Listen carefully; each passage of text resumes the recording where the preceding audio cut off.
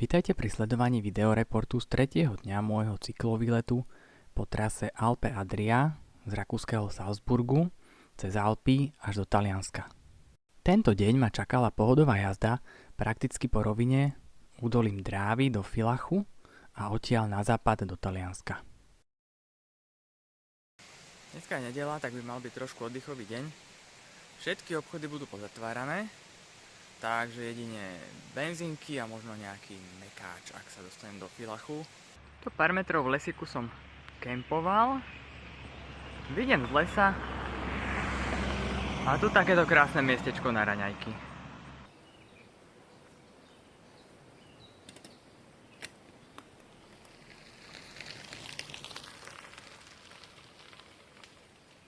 Práve som prešiel cez dedinku Mühlbrücke, kde sa spája údolie Drávy, teda Drautal a Mühltal, kde som išiel doteraz. Ale tým údolím Drávy som išiel pred pár rokmi z Francúzska do Bratislavy. Takže teraz idem kúsok po takej ceste, ktorú som už videl, až do Villachu.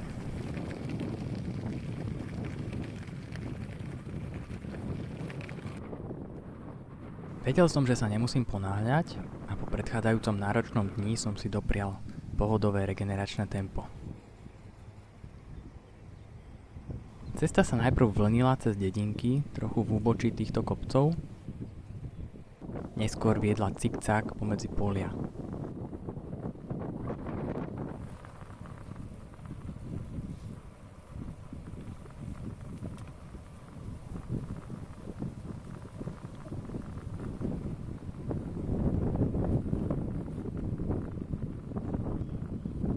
Keďže som sa neponáhľal, snažil som sa držať značenej cyklocesty a vyhýbať sa cestám s autami, aj keď to často znamenalo šotolinovú cestu.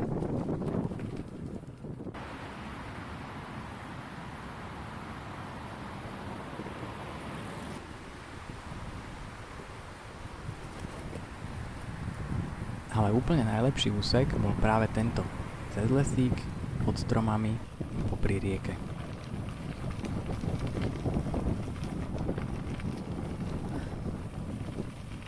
Najprv som išiel po takejto hrádzi pod stromami, ale bola to šotolinka.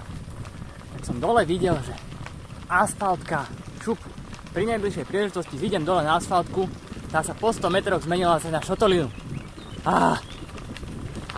Rakúšania milujú šotolinu. Ale tu na tej cykloceste hore na hrádzi je to aspoň taká jemnejšia. Pôjdem ďalej, tadeto. Stredol som dvoch takých mladých Talianov, čo idú z Toblachu Dravskou cestou a potom Tarvisio, Kránska Gora, Lublana.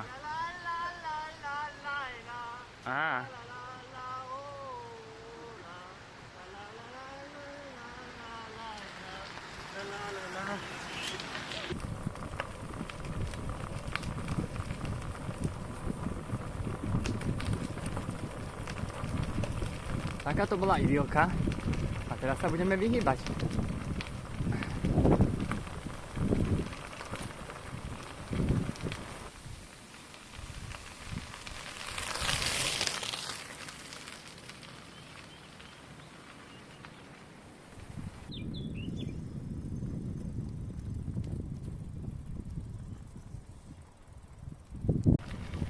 Ako som sa blížil k Villachu, začali sa objavovať známky civilizácie.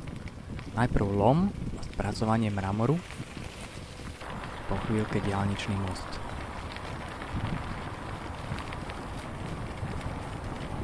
Tak som po šotolinových, potom asfaltových cyklocestách popri Dráve nakoniec dorazil až do Villachu. Tá cyklocesta pekne popri riečke sa zmenila na promenádu a už som v centre mesta. Šup, a teraz na hlavnom námestí ideme doplniť nejaké kalórie. Tak si tu sedím v tieni na námestí, futrujem zmrzlinu z mekáča, tým sa mi dobíja baterka a za chvíľočku vyštartujem smer, čo to je? Tarvisio. A potom tá známa cyklocesta po bývalej železnici. smerom ďalej do Talianska. Tak teda panoramatický pohľad na karavánky. A už som vyšiel na kraj Vilachu a tady to budem pokračovať po Alpe Adria.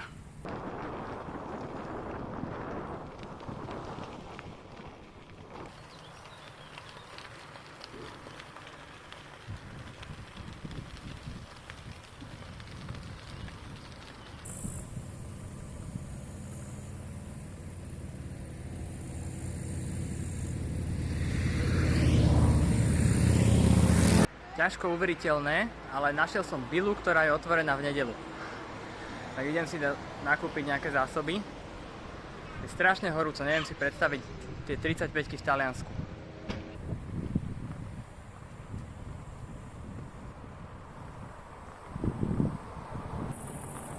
Á, zvolnica.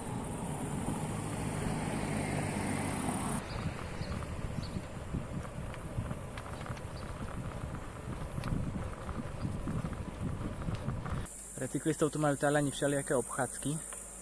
Keď je cesta do tunela, tak tam nemôžu ísť cyklisti. Ale našťastie tuto to poslali po takej vrstevnicovej obchádzke okolo kopčeka. Ale toto je celkom fajn. Za chvíľu sa už začne ten úsek po starej železnici, tak na to sa hlavne teším. Tu je vidieť z výšky zarasteného železničného tunela. A tuto vidieť začiatok cyklocesty do Tarvízia. Nádhera. Už idem po cykloceste bývalej železnice. Je to úplná pohodička. Naľavo výhľady na Jurské Alpy a sklon prakticky po rovine alebo mierne dole. Všade popri krásna trávička, kde sa bude dať, dúfam, kempovať. A vyzerá, že prichádzame do stanice Tarvisio Città.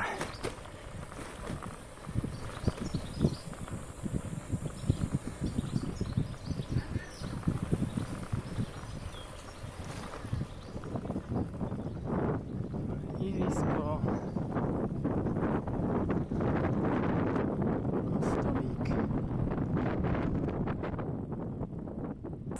6 hodín večer a prešiel som už 100 km. Vyzerá, že aj keď to môže byť klamlivé, tak teraz to prestalo stúpať a začal som klesať.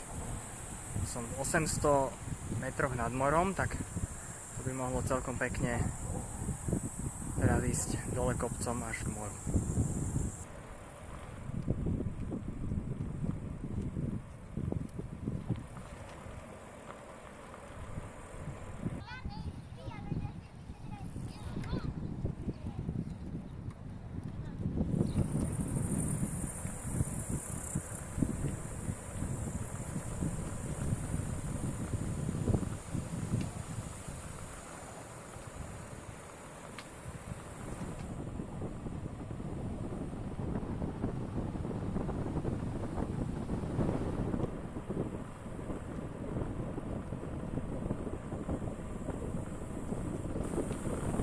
Toto vyzerá ako náš prvý tunel. Trošku úsporne osvetlený, mobil to trošku zveličuje.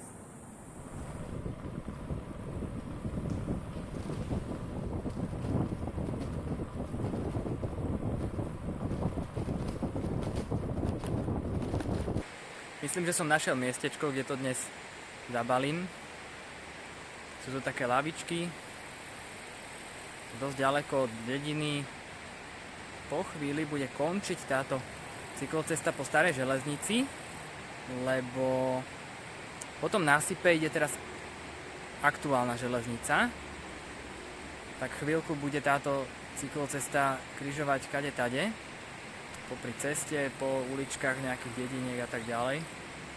Na to sa veľmi neteším, ale uvidíme, čo nám ešte Taliani pripravili. Ale myslím, že toto bude na noc akurát. Tak našiel som dokonca aj taký chodníček k vode, že netreba nikde zlaňovať. Čo je úplne skvelé. Lebo ináč je ten železničný násyp takých 5 až 7 metrov nad vodou. Paráda. Aj hľa, moja dnešná kúpeľňa. Urobil som takéto ležanie paralelné s bicyklom. By som mal 2 konce otvorené, aby sa to trošku vetralo vnútri. Ak sa vám video páčilo, dajte like a prihláste sa na odber, aby ste nezmeškali ďalšie pokračovanie môjho dobrodružstva.